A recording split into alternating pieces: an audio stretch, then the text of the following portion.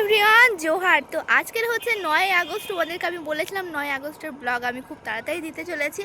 তো আজকের আমি এখন চলে এসেছি ছাদে। আর ওয়েদার দেখো তোমরা, দেখো কি সুন্দর তুলোর মতো মেঘ আকাশে জমে রয়েছে। ওখানে একটা কালো মেঘও জমে রয়েছে।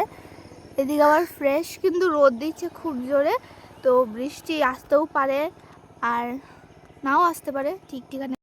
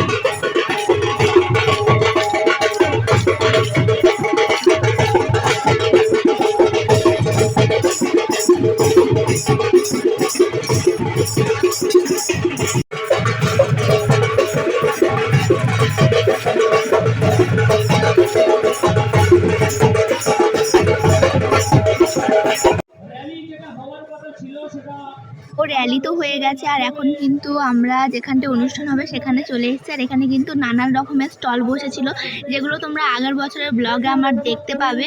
আর এই স্টলগুলো তোমরা আগের বছরও দেখেছিলে।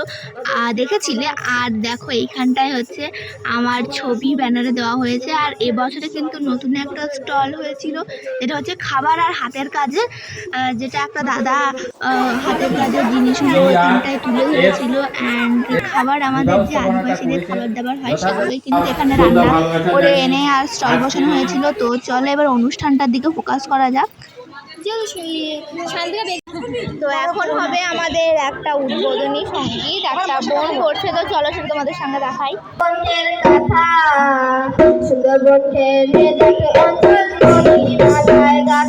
যুক্ত হয়।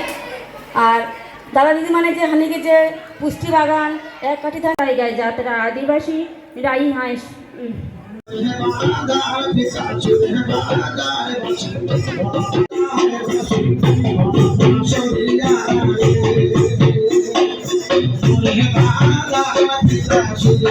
তো এখানে কিন্তু আরো অনেক টিম নাচ করতে এসেছিল।